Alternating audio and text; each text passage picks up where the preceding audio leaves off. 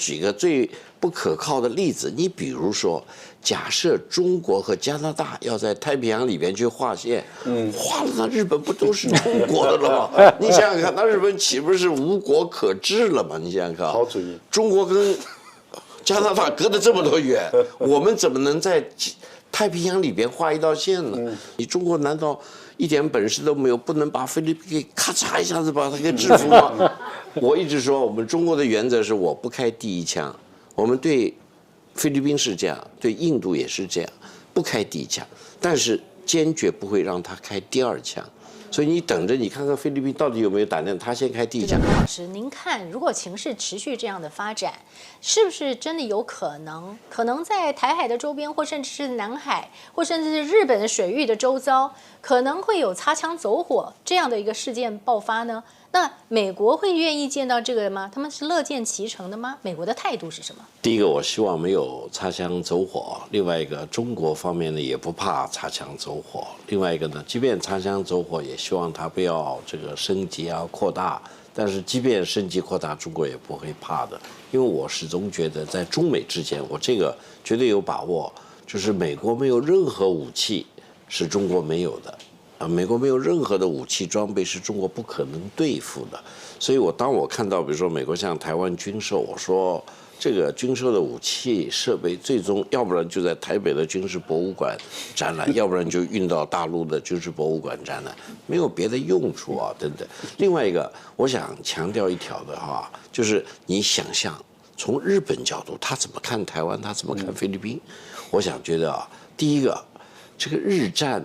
台湾啊，50年之久，1895年到1945年啊，所以呢，日本因为它没有彻底的切断跟日本法西斯的这个勾连，所以从日本角度，他看台湾就觉得，哎，这是我的啊，这是台湾是我的。另外一个，从日本看菲律宾，他觉得，哎呦，二战的时候他占领过呀，1941年这个炸了。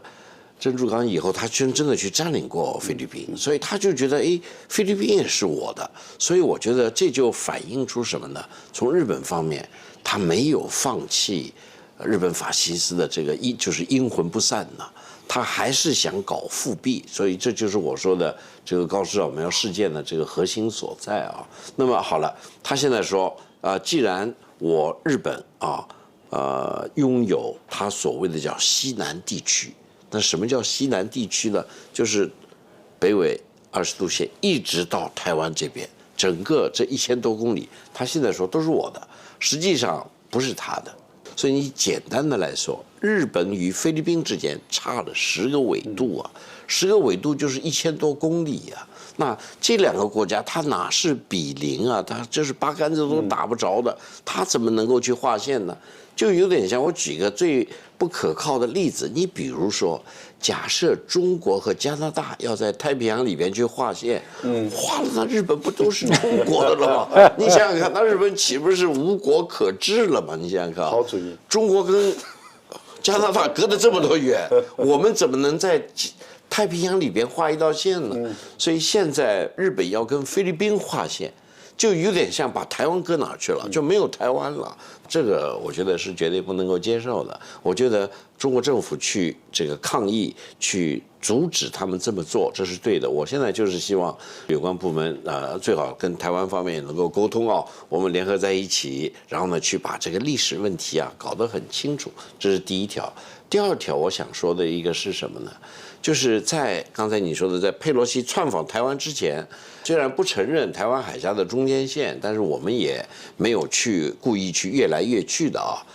另外一个呢，台湾岛的东部我们也很少去表明一个态度，但由于佩洛西窜访台湾了，现在彻底改变了。现在不仅中间线没有了，现在说台湾本身因为它是中国的一部分，所以台湾本身没有它的领海。台湾的领海就是中国的领海。那么好了，那台湾的东部向太平洋方面延伸的不属于台湾的，所以呢，这次日本和菲律宾他直接犯了中国了。那你想想看，那好了，那中国现在就是说，好，那我现在就是说，从台湾的东部沿海向太平洋里边延伸。不管是领海还是专属区，还是什么大陆加自然延伸等等，所有的这些都属于中国的，就是中国包括台湾的啊等等。这一来的话，如果日本和菲律宾真的想越过台湾，也就是说实质上越过中国，擅自划线的话，第一个中国不承认，另外一个中国坚决是制止。他想干什么？比如说他想在那儿去挖油，或者挖气，或者挖所谓的稀土，那中国就要跟他要去干扰啊。我觉得美国会怎么弄呢？美国其实自己最聪明了，因为美国对于台湾问题是最了解的，真的。关于海峡两岸的很多材料在美国呀，很多的资料都在美国呀，我去美国都看过。另外一个，美国对日本的情况了如指掌啊。美国大兵1945年打到日本去以后，再也没有走啊。实质上，在日本的美军今天还是占领军啊，所以你日本怎么跳呢？他跳到什么地方去？我觉得美国人绝对不会让日本太跳，他一定会想一个办法把它给摁住。另外，菲律宾他是看错局势了。你比如说在杜特尔特总统的时候，中国与菲律宾的关系就很好。到了马克思怎么会这么糟糕呢？我告诉你一个秘密吧，是因为马克思家族的很多财产被美国扣了。另外，很多人在美国告马克思家族啊，已经有4亿美元的一笔赔款，就是马克思家族要付。然后美国人现在说，我可以让你付，我也可以缓一缓。所以这个小马克思现在上跳下窜，是为了自己的家里的问题啊，他根本不是为了菲律宾人民的生死存亡。所以从这个角度上来说，我是觉得，从中国的角度上来说，第一个是中国的1寸土地、1寸海域都是我们的，谁也别想拿走，这是第一条。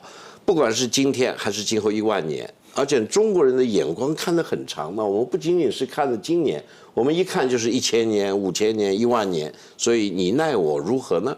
另外一个，我一直说中国与菲律宾几千年相安无事，我相信以后几千年中国与菲律宾也是相安无事。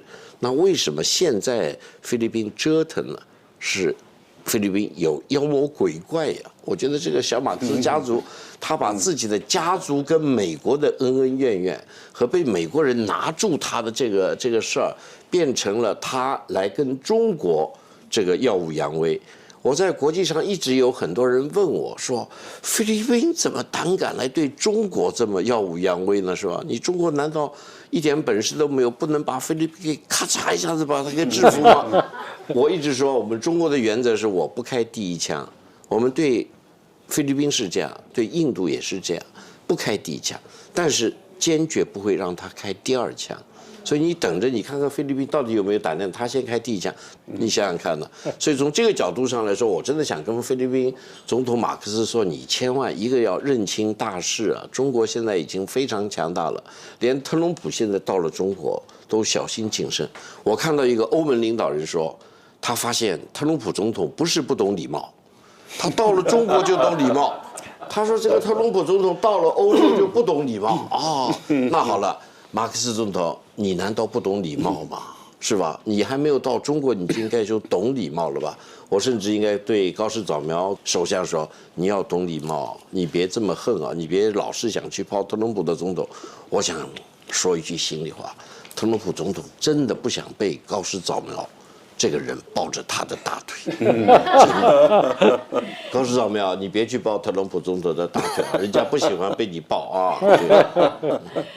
这个刚刚老师真的太幽默了啊，还说为什么中国就不直接把这个菲律宾给它咔嚓了呢？其实啊，会不会也是因为这个菲律宾小，中国就是大，也不希望给别人感觉就是大欺小，哎，这个菲律宾可能就要拿这个事情来话事了吗？